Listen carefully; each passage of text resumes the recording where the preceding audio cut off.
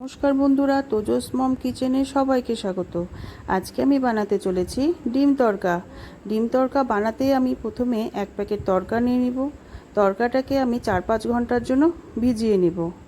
ভিজিয়ে নেওয়া হয়ে গেলে সেই তড়কাটাকে আমি একটি প্রেসার কুকারের মধ্যে দিয়ে অল্প পরিমাণ জল, অল্প পরিমাণ লবণ দিয়ে সেদ্ধ হতে বসিয়ে দিব।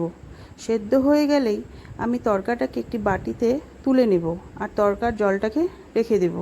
আর লাগবে 4-5টি কাঁচা লঙ্কা, অল্প আদা, একটা টমেটো, 2টা পেঁয়াজ, 10-12 কোয়া রসুন, আর লাগবে লবণ, হলুদ, তড়কা মশলা, 2টা ডিম, বাটার। এবার আমি গ্যাসে কড়াইটা গরম হতে বসিয়ে দেব। কড়াই গরম হয়ে গেলে তাতে পরিমাণ মতো তেল দিয়ে তেলটি গরম করে নিব। তেলটি গরম হয়ে গেলে তাতে আমি ডিমটা দিয়ে হালকা আঁচে নেড়েচেড়ে ভেজে নিব। ভাজা হয়ে গেলে সেই ডিমটাকে আমি একটি বাটিতে তুলে নেব। তুলে নেওয়ার পর ওই কড়াইয়ের মধ্যেই অল্প পরিমাণ তেল দিয়ে আগে থেকে কুচিয়ে রাখা পেঁয়াজ কুচি, টমেটো কুচি, লঙ্কা কুচি দিয়ে আবারও হালকা আঁচে নেড়েচেড়ে নেব। অল্প পরিমাণ লবণও দিয়ে দিব। দিয়ে কষতে হবে কম আঁচে।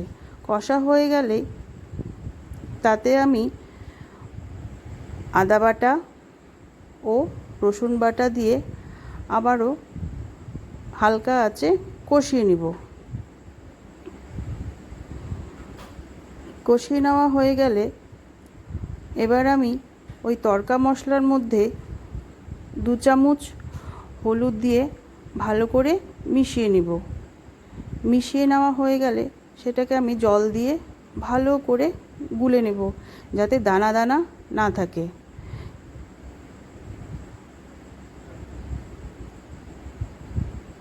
এবার আমি সেই কষানো পেঁয়াজটার মধ্যে ওই তড়কা মশলাটা দিয়ে হালকা আঁচে আবারও নেড়েচেড়ে নেব।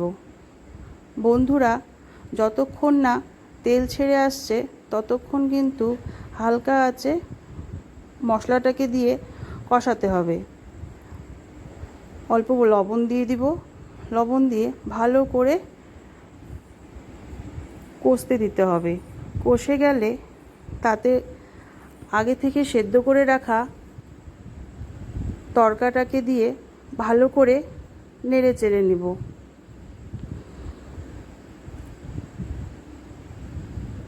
কম আঁচে নাড়তে হবে। তড়কাটাকে দিয়ে নেড়ে চেড়ে নেওয়ার পর আগে থেকে ভেজে রাখা ডিম কুচিটাকে দিয়ে ভালো করে নেড়ে নেব। আবারও নেড়ে নেওয়ার পর তড়কার জলটা যে সেদ্ধ করে রেখেছিলাম সেই সেদ্ধ করা জলটা তড়কাটার মধ্যে দিয়ে দিব। ফুটতে দিতে হবে। ফুটা হয়ে গেলেই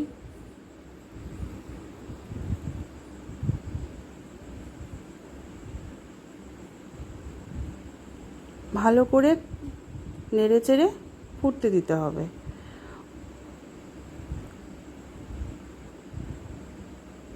ফুটা হয়ে গেলেই আমি একটি বাটিতে তড়কাটাকে নামিয়ে নেব।